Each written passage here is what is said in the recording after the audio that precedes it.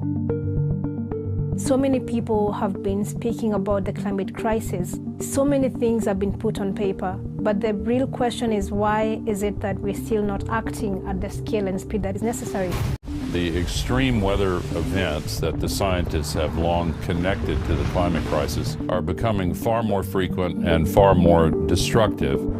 For 150 years, we built up a world based on the assumption that we can exploit the planet for free, and it translates to very dramatic impacts happening right as we speak. The climate crisis is a threat multiplier, which means it exacerbates existing inequities in our society. The impacts are felt most deeply by Black, Indigenous, and communities of color. We're living through an explosion of inequality. We need to remember we're on the same planet, and this is the planet that we need to make sustainable for the whole of humanity. Climate change is impacting food security as well as political stability in many nations around the world. 5 years ago, there were 80 million people marching towards starvation. That number jumped to 135 million. What caused the jump? It was man-made conflict, like in Ukraine, compounded with climate shocks. No one is as vulnerable to climate change as farmers are. If you talk transformation, the first thing they want to know is, what must I do on my farm? We know that this transition will require a fast adoption of a lot of new technologies. And the question today is how to find the appropriate way to finance this technology. To put a number around it, it's an extra $2.5 to $3 trillion a year of additional finance that we have to find in order to get those emissions down. Financial institutions have a lot of roles to play to bring the advice and provide the financing to make these transitions happen. Younger generations are demanding a sense of purpose. They want to look at companies and say, I am investing with you all for this reason. With the upcoming 2 COPs taking place in Africa and the Middle East, we have this tremendous opportunity to put emerging markets at the forefront of our collective response to climate change. For international trade has to be part of the solution. How do we all get together to talk about a global carbon price that can guide us and help us to decarbonize the world? The solutions are there. What we need is governments to regulate, to invest, and we need business to act with values. History will look at us, people, politicians, corporate leaders. These times requires not only solutions but speed. There is nowhere else to look than the mirror. We are the ones that need to do this.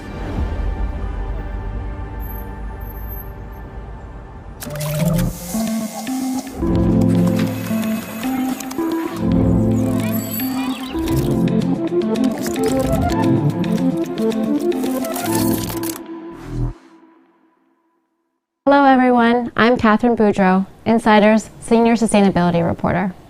In March of this year, 175 countries struck a historic agreement to negotiate a global plastics treaty. This was described as the most significant round of climate diplomacy since the Paris Agreement in 2016. Only 9% of plastic ever gets recycled. The rest ends up in landfills or enters the environment. Some 8 million metric tons of plastic enters the ocean every year, according to the UN. This harms marine life, public health, and it also exacerbates the climate crisis because plastics are made of fossil fuels. The framework agreed to at the UN Environment Assembly outlined the scope of a plastics treaty, including that it would be legally binding, cover the full life cycles of plastic, and also that it would finance developing nations who want to invest in infrastructure and technology so that they can help solve this problem. Since then, Norway and Rwanda have launched a high ambition coalition. This is a group of countries that are working together ahead of the first round of negotiations in Uruguay in November. I'm joined by 2 of the leaders of this coalition. Jean Duc is the Rwandan Environment Minister, and Espen Barth Eide is the Norway's Environment Minister. Thank you both for being here. Thank you very much. So I'll just start by asking, how many countries are involved in this coalition right now, and what do you aim to achieve? And Jean Duc, maybe I'll start with you. Yeah, currently we have 27 countries that joined the coalition. And we look forward to more countries to join the coalition, because plastic pollution is a planetary crisis that everyone should be motivated to fight. So we look forward to have more members joining. And what is the ambition of this coalition?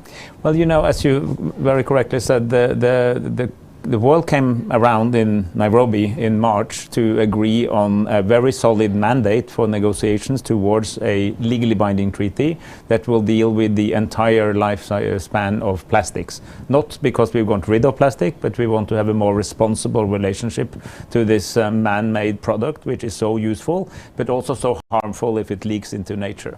And that means we need to look into how we produce plastics, to take hazardous materials out of it, to make sure we produce plastic that can be recycled, the i.e. is recyclable, but also that we collect and recycle and use again and try to avoid the leakage to nature. So this is a mandate that the entire world agreed on in March. And then what Shandak Maria, the Minister of Rwanda, and myself are doing is that we co-chair a high ambition coalition to support that work. So the mandate is already there, but you always need somebody to bring it forward, to remember what we now call the spirit of Nairobi, of this great meeting, so that we move towards a very successful outcome, because after all, what was agreed in the UN Environmental Assembly is still just a mandate to negotiate. We still have to do the negotiation. So we will be like stewards of this process and trying to make sure that we keep to our promises and make sure that the treaty is as solid as it should be. And how would you define high ambition? And you know, is there certain criteria that is required to enter this working group? Yeah, high ambition, it means that, as you know, every journey starts by one step.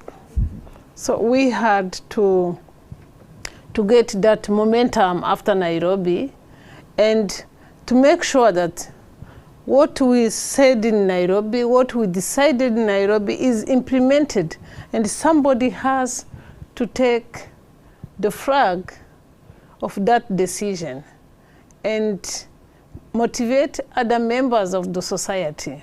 And that was Rwanda and Norway that decided to be the flag bearers of that coalition, to make sure that we are not only ambitious, we are highly ambitious, to make sure that the negotiations to the treaty start with different members of the community, different members of the society, and being high ambitious should start from home.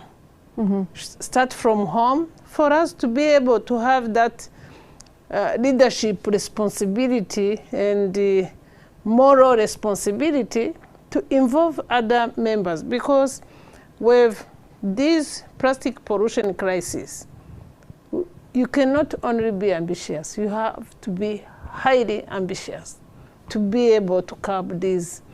It is a pandemic. When you see what plastic pollution is doing to the lives of our people, because when we talk about environment, we talk about people. When we are told by scientists that by 2050 we will have more plastic in the ocean than fish, everyone should be highly ambitious to end plastic pollution. So for us, Rwanda, Norway, and other 25 members that have joined until today, we look forward really to have a world without plastic pollution by 2040. And 2040 is in the corner. We are in 2022. It is only 18 years left. So we have to be really highly ambitious so that in 2 years we will have the treaty. But we should not wait for the treaty. We should now start back home, and do something to curb plastic pollution. Rwanda has started, Norway has started, other countries have started.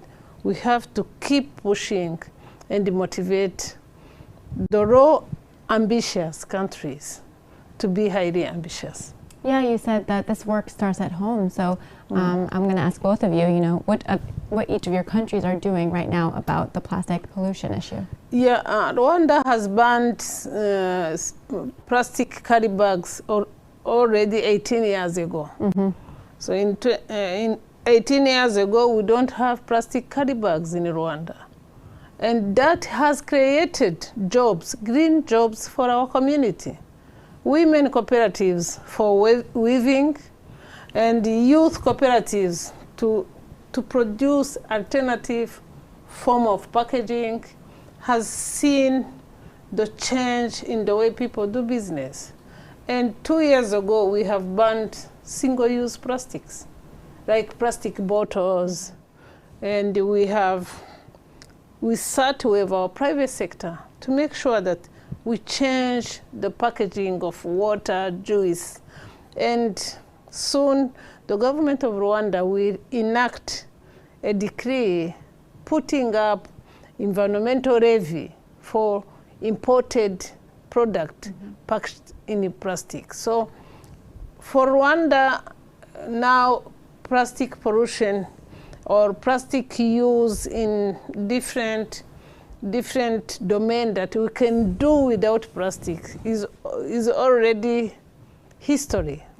And we will keep pushing because plastic pollution is transcontinental and international problem that if you avoid plastic pollution in your country, your neighbor, if they don't do, anyway, it will come to your country.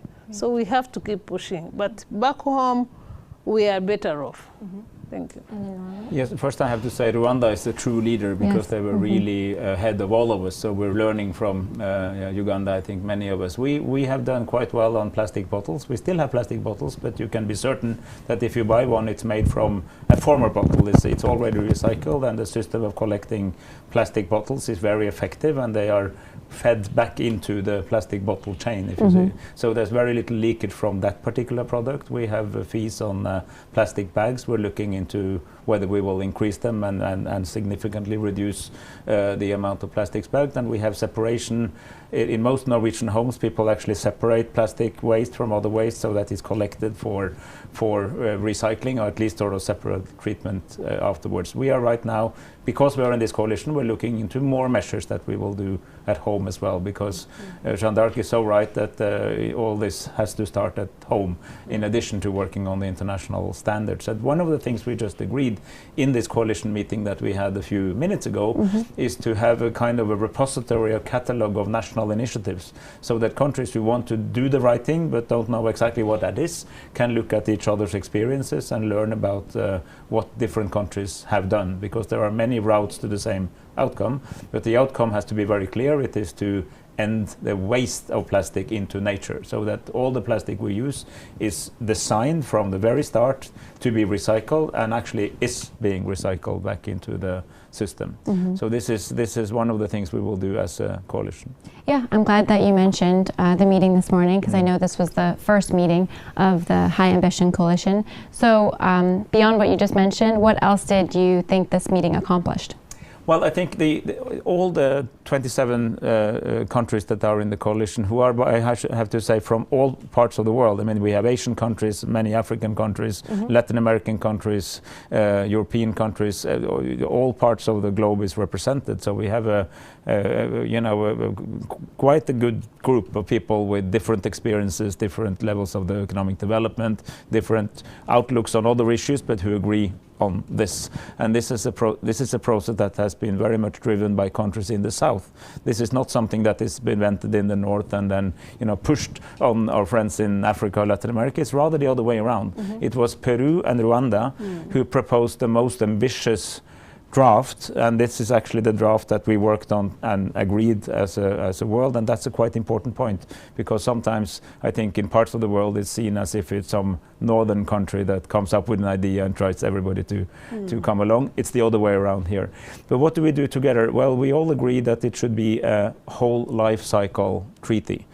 Some people in the beginning talk about eliminating marine litter. That's a very good cause. But the thing is, plastic doesn't start in the ocean, it ends in the ocean. So you need to go to the source and find out where it comes from, how did it get there, how did it leak into nature in the first place. So you have to look at the source, the production, the usage styles, try to reduce and eventually phase out single-use plastics, for instance. Otherwise it will always leak into nature. And the other one is that we want this treaty to have a legally binding element. We're still working on exactly what should be legally binding at the international level and what should be where we allow for national adaptation. But at least there must be an obligation to create national action plans and to report on how you are moving forward so that we can compare each other's behavior in this area. And why? Well, because it's such an international problem. I was recently in Spitsbergen in the very, very north of Norway. So I have several hours flying from the northern coast of Norway, where there is hardly any human presence. Only a few thousand people live there, and they're all very environmentally conscious. You still find a lot of plastics because it might have come from Asia or from America, but it still ends up there and everywhere else. Just an example, everywhere you go. So you cannot really why both of us agree that you have to start at home. The solution also has to be global, and we need to commit each other to helping each other in order to take away this very serious threat. Plastics are literally everywhere, on the highest mountaintop, the deepest sea, and also in us. So when I was president of UNEA, I tested my own blood, and we found traces of nanoplastics and also something called phthalates, which has been used historically to soften plastics. And so I have been, drinking from bottles or drinking water with this, and I have it in my blood. And if I have it, you probably have it too. Right, and I think this is an emerging field of research too. We don't exactly know what the impact of that is, the fact that we have this in our bloodstream, correct? But we know it's not good. Yeah. For instance, we already know that it reduces male fertility, which I tell that to some men and they get very concerned, very interested in. This will motivate them to join the cause. But for us, we know the impact already in our lives. Before we banned plastic carry bags, as you know, Rwanda is a cattle keeper country, and we live on agriculture. So you could see every day we were losing our cattle. We were losing our cattle because of ingestion of plastics, carry bags into nature. So we decided whatever we do, it should be people-centered policy, people-centered program. So we started collecting those plastic waste from the nature. As you know, in Rwanda, every last Saturday of the month, we have community work. All the people who are 18 years or old, we go out on the street to clean the street, to clean the nature, to make sure there is no littering. So it started from there. We were losing our cattle. Water was not able to penetrate. So we were seeing our fertilizers that we have used on our different agriculture activities washed by the rain, because the water cannot penetrate. So, and we decided to ban plastic carry bags. And you had to see, after we cleaned all the waste, plastic waste from the nature, you had even to see how the tourism industry has boomed. We have seen a flow of tourists coming to Rwanda, because Rwanda, we have no winter. We have the average temperature in our country is 21 degrees annually. And you can see that itself has attracted people to come to Rwanda, because it is safe, it is clean, the air quality is clean, is livable. So we have seen the flow of tourists coming just even to appreciate the cleanliness of the country. throughout the country, not only in the city of Kigali, but inside the country. You can't see people littering. You can't see, plastic waste on the street. But you can see plastic littering on the border of our country with other countries. As I said, it's a transnational crisis we have to fight. But those are the experience I want to share with you. When a country has no littering, has no plastic pollution, you don't have even a lot of, carbon emission. Because when you avoid plastic pollution, there is emission you are avoiding. So heat wave also is reduced on your side. Those are the experience I want to share with you. And if I may just add that Rwanda has inspired other African countries, because I think now there's more than 20 African countries that have banned or made some kind of ban on single-use plastics, and you can actually see it. So if you walk around in Kigali, it's a different experience from walking in New York. I mean, it's it won't take me many seconds when I go out to the door before I find plastic waste, but you will not in Jeanne d'Arc's home country, and that's because of politics. You mentioned that this is a transnational issue, so I have to ask, the U.S. is the largest producer of plastic waste, and are they involved in this high ambition coalition? So the U.S. is not a member of the coalition, but the U.S. was very actively present, very supportive as we moved towards the agreement in Nairobi. I spoke to Assistant Secretary Monica Medina, who's in charge of these issues in the U.S. government yesterday, and many times before, but at last was yesterday, and she reiterated her strong commitment to an agreement. And then, of course, in the U.S., there's parts of the U.S. politics are less enthusiastic about international treaties than Rwanda and Norway are. So we might have to, they have not joined our particular coalition, but it should not be understood as a lack of interest from the U.S. government, because I think that commitment to helping to get a good outcome, I think, is very solid and strong. But there are issues about what that instrument will be, which has to do with certain attitudes to international regulation, which still dominates the U.S. discourse. It is even an opportunity for New York to push joining the treaty, because when You're very welcome. Yes, indeed. When I arrived here, I was so astonished to see how much plastic waste on the road. For me, I was just like a dream. Am I dreaming? Am I in the US? But as Minister Bart is saying, we have to run from each other. That's why the coalition is there, to get experiences, to get insight from each and every minister, each and every member of the coalition. Technical coalition is there also. So we will run from others. And I mean, in this country, it's not only this country, but this country, we quite often you're exposed to, you have a breakfast in a hotel, and it's actually served on a plastic plate with plastic spoons and forks and plastic cups. That's simply not necessary.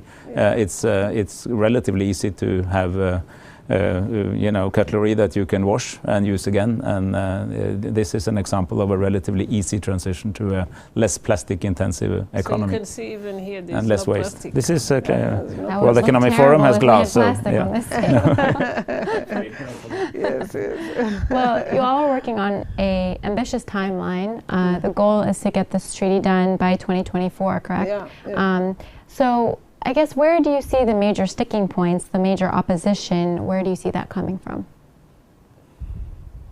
I think when we were gathered, nobody was against the treaty. No. I think by the time we continue with discussion, we will discuss with private sector, we will hear from the private sector, because people in private sector are also our partners. But from the discussions we had, we didn't have any single opposition on the treaty. But the how is the issue. The how we are going to implement the treaty is the issue, but with discussion, even the private sector can find another opportunity to create alternative packaging. And it is possible, especially countries that have resources should really find alternative packaging. If Rwanda could do with little, so how about those who have more resources? Yeah. Yes, and I think I agree with Minister Muchava Maria's point here. There were very few people coming up against having a treaty, but the devil's in the details, as we know. It's always, the nitty-gritty details that now will have to be negotiated. And I think there was a perception by many governments that business would be skeptical. My perception is rather on the contrary. I'm sure you find a company or two that are skeptical, but the vast majority of companies we speak to, and by the way, the World Economic Forum is a good partner in convening them, says, you're right, we want to be part of this. We know we were a part of the problem, we want to be part of the solution, we want to look into the future. Is how we know about plastic, we make plastic, we use plastic, but we can do it in a much more sustainable way. We can produce for recycling, we can have containers that are reused rather than thrown away every time. So you go into this reduce, reuse and recycle principle. So I feel that there's much more support on the private side, on the commercial side, that maybe we even dared to dream about a few years ago. And I think it should be said the treaty is not there. But the signal is very clear. 175 countries, effectively the whole world, but all the members of the UN Environmental Assembly, have said there will be a treaty. And that means the company board knows that. You don't know exactly what it says, but it's clearly not going to be supportive of single-use or hazardous material in plastic. So just get rid of it now. Start planning, start working as if, and try to be a winner of the future rather than try to cling to a past which is going away anyway. Yeah. And that I think is happening. And I really want to shout out that point to the private sector. There's a lot of good leadership there. Yeah. Yeah, just yesterday, a business coalition launched of more than 80 businesses, and it spanned a lot of different sectors, finance, for example, also the big retailers and brands that we all know, like PepsiCo or Unilever. So I guess, why is it so important to bring the business sector along? Like, what will how will they help the treaty get to the finish line? No, it is very important to bring the private sector on the table because they are part of the problem. So they have to be part of the solution. And because they should understand, yes, there are things we can do without plastic. But there are things we may not do without plastic. But how are we going to be related to the nature so that the product we can not do without plastics are not the origin of the waste in the nature. So private sector is a key because they are partners to the development of each country. So they will be key to discussions and they will be key to solutions. And of course, the industry may be affected, but for a short time. Because the problem, if we don't solve this problem, we will sink together with the private sector. So that's why we have to find solution together. Yeah. And I want to, I think it's easy when you hear about plastics, you might think about containers and bottles and, but it's also, for instance, cosmetics. There's been a lot of use of microplastics in cosmetic product creams. Now the key leading cosmetic producers are now taking that microplastics out. Why do you use it? Because the creams are easier to put on the face and so on. But now they're dealing with this because they say, no, this is a very bad idea. Microplastic is the worst form of plastic because you can't see it. You can detect it with technical equipment, but a plastic bottle, after all, you can pick it up and take it away. But all this micro and nano in clothes, in synthetic clothing, there's a lot of plastics, and people don't think about that as plastic product, but it is. And when you wash it, it's great, very practical products and rainwear and so on. But then when you wash it in the washing machine, it eventually leaks microplastics and nanoplastics into nature. So it's a broad spectrum of businesses that are now waking up to this and looking into their own business model and seeing how can we reduce and eventually maybe get rid of the sort of the plastic component of these products, or make sure that they are much more sustainable than they traditionally were.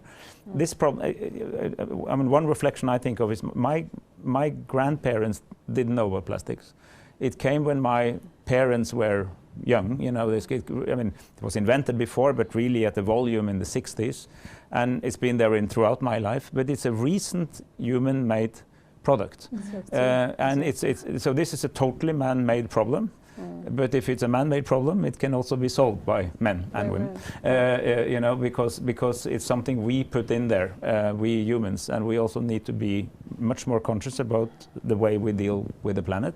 And a sustainable, effective economy, growth and welfare requires a much better partnership between us and human beings and the nature that surrounds us. And that is not only politicians speaking, a lot of companies are seeing this, a lot of business leaders, investors, banks, and of course civil society organizations are seeing that. And it lends itself very well to what we call a multi-stakeholder approach, because this you need governments to make a treaty, but you need academia, you need business, you need an engaged civil society to shape that environment in which a good treaty can come up.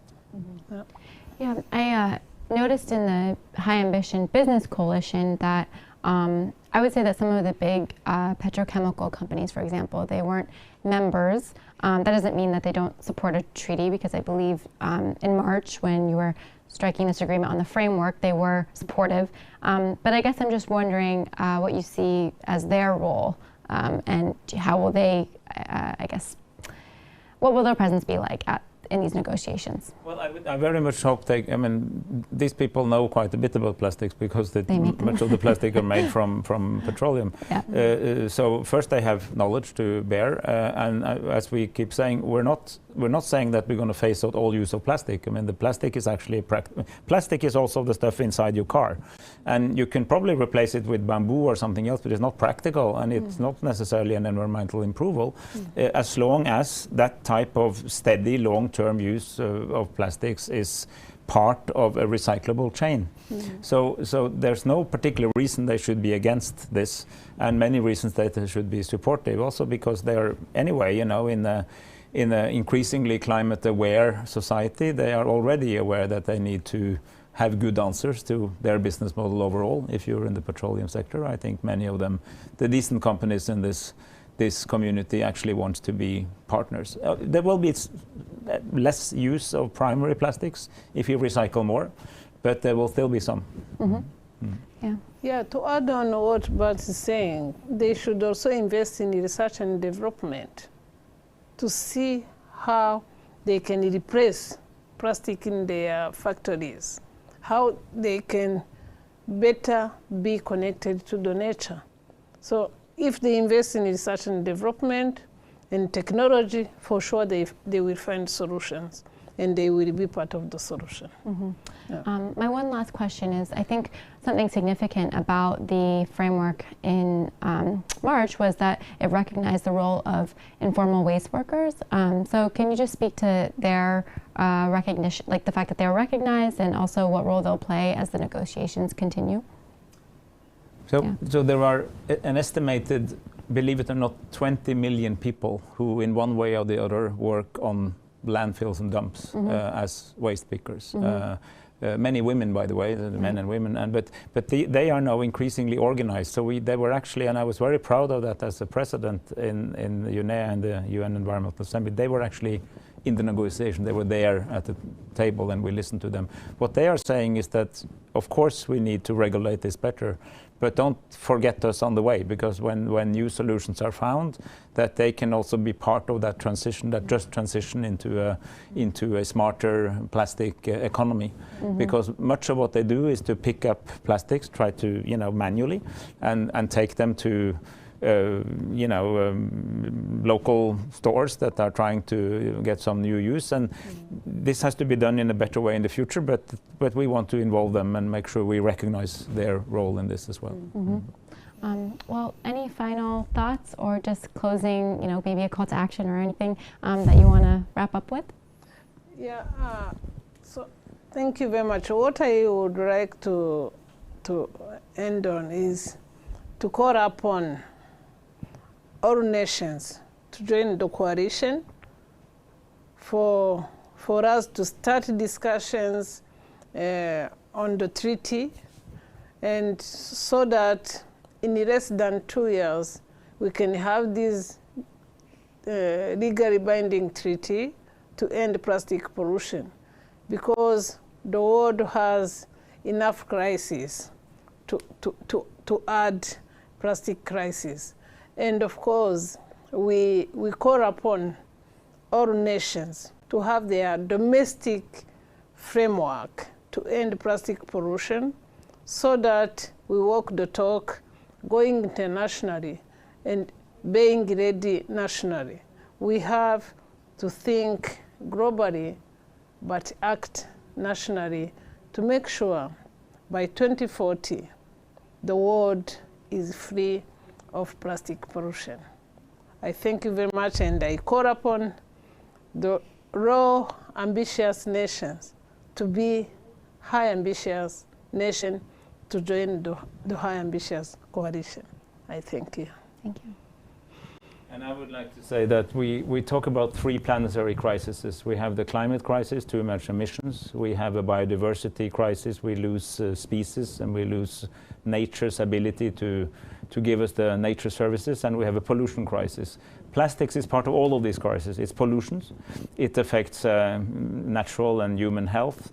And it's also a climate problem, because when you incinerate plastic, you emit emissions. So addressing plastics is, in a sense, one of the easier ones. I'm not saying it's easy, but it's easier because it's man-made. You know what it means. You know how to try to take it out of this waste thing that is happening now. And if you address this, I think you're going to engage a lot of people, because it's easier to understand that finding whales full of plastic is clearly a problem, even if this CO2 thing to some people still is a little hard to grasp. So it's also a good entry point to mobilize people to understand that if we want to have good lives in the future on this planet, we need to reset our nature partnership with nature, and that it can be done.